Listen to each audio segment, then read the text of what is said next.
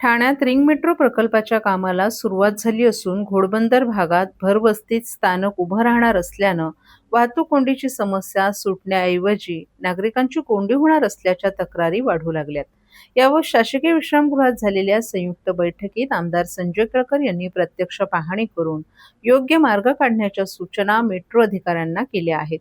ठाणे शहरातील अंतर्गत वाहतुकीवरील ताण दूर करण्यासाठी रिंग मेट्रो प्रकल्पाचं काम सुरू करण्यात आलं आहे.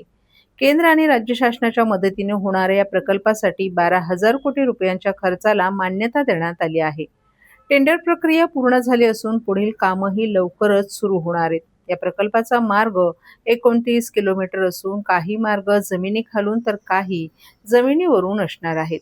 हा मार्ग ज्या ठिकाणाहून जाणारे त्या परिसरातील नागरिकांनी अनेक तक्रारी आमदार संजय केळकर यांच्याकडे केल्या आहेत.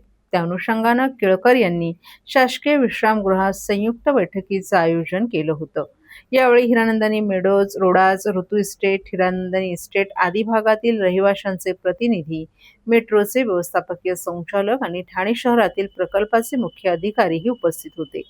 ज्या ठिकाणी हजारो नागरिक वास्तव्य करतात, शाळा, दवाखाने यामुळे नेहमीच वर्दळ असते, अशा ठिकाणी स्थानक उभारल्यास या परिसराची कोंडी होणार असल्याच्या तक्रारी रहिवाशांच्या प्रतिनिधींनी या बैठकीत केल्यात. यावेळी केळकर यांनी या परिसराचा प्रत्यक्ष पाहणी करून लोकहिताचा मार्ग काढण्याच्या सूचना अधिकाऱ्यांना केल्या आहेत.